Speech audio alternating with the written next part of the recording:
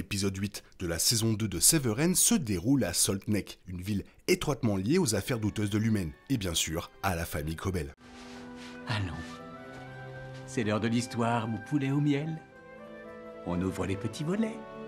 Cœur vaillant, œil sur la balle, on ne peut pas perdre.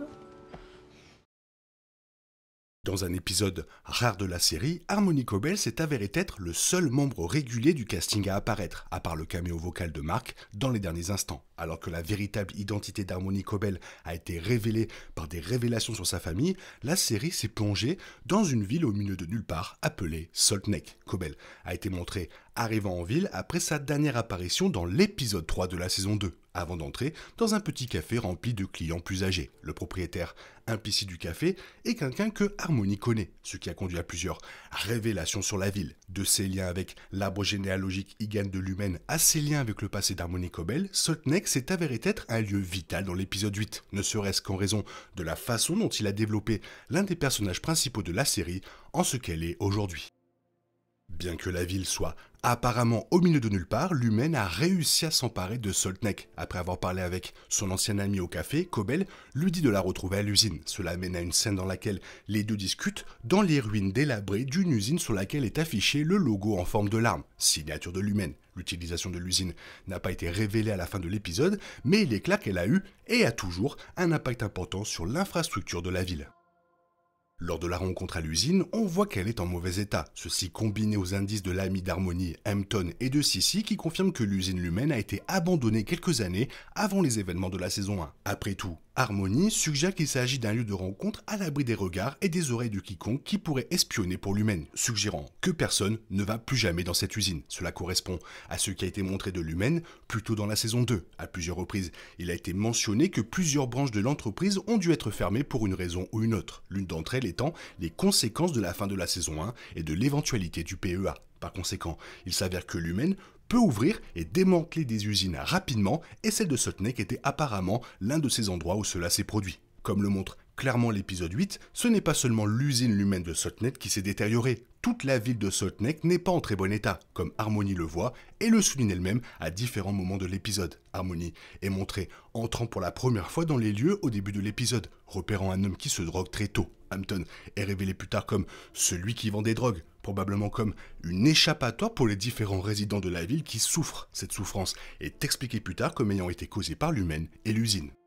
Harmony dit à Sissy que l'humaine a détruit la ville, qui est reliée à l'usine. L'usine a donné à Salt Neck un sentiment d'infrastructure fournissant probablement beaucoup d'emplois et un tourisme potentiel apporté par les nombreux travailleurs de l'humaine. Cependant, Hampton mentionne que le réajustement du marché, c'est-à-dire la fermeture de l'usine, a entraîné une réduction des investissements dans les infrastructures de base de la ville. L'humaine a essentiellement abandonné Salt Neck, lui permettant de devenir une ville avec peu de revenus et peu d'espoir d'un avenir meilleur, affectant considérablement la vie des gens qui y vivent.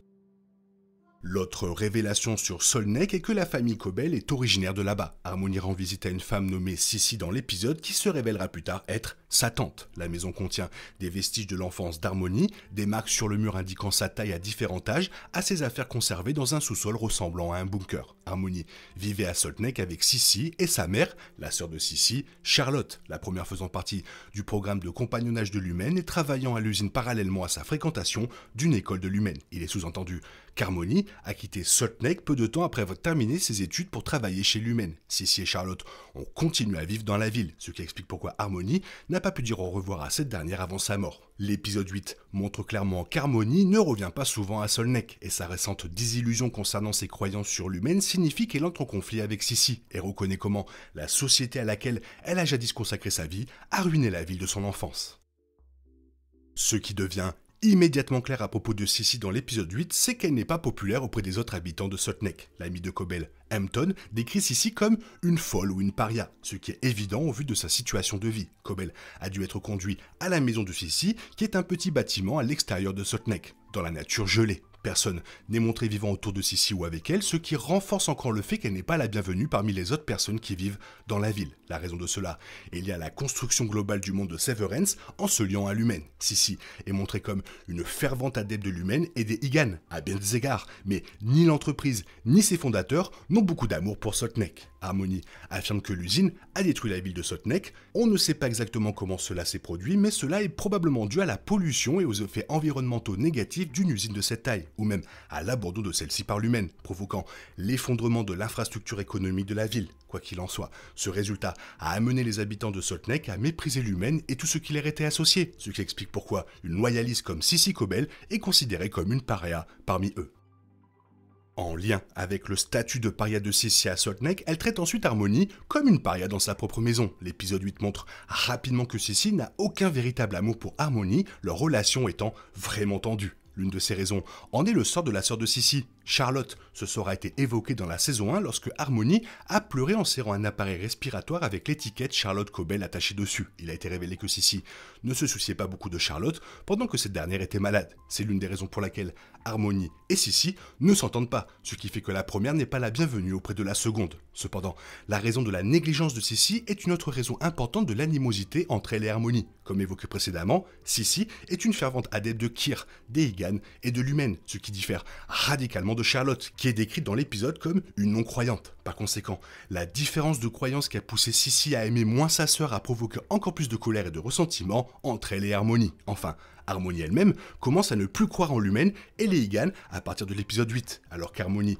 devient de plus en plus désillusionnée par les enseignements de Kyr, elle s'éloigne de plus en plus de Sissy, ce qui amène cette dernière à en vouloir à la première comme elle a fait avec Charlotte. Sissy décrit Harmony et Charlotte comme des mauvaises herbes, par opposition à des fleurs qu'elle pourrait aider à faire pousser. Tout cela découle de la dévotion de Sissy envers l'humaine et les Eigan et de l'absence d'une telle dévotion de la part de Charlotte et plus récemment d'Harmony, ce qui explique leur relation très tendue dans la série. Bien que l'identité de Harmony Kobel soit étroitement liée à l'humaine depuis la saison 1, cet épisode a commencé à montrer plus de fissures dans sa foi alors qu'elle acceptait le mal que l'entreprise lui avait causé, à sa tante Sissy, à sa ville natale et à sa mère Charlotte. Bien que Regaby ait affirmé que Kobel avait été élevée par l'humaine, l'épisode 8 a montré sa foi en ruine, en lien avec une étrange scène impliquant un tube respiratoire vu dans la saison 1. La scène en question impliquait Harmony Kobel pénétrant par effraction dans la chambre de sa mère, dans la maison de Sissy. La pièce abrite le lit dans lequel Charlotte est morte, ce qui a amené Harmony à se recroqueviller sur le lit et à respirer à travers un tube qui a été vu portant une étiquette indiquant Charlotte dans la saison 1. La scène et les actions d'Harmony semblent étranges aux premiers abords, mais d'autres éléments de l'épisode lui donnent du contexte.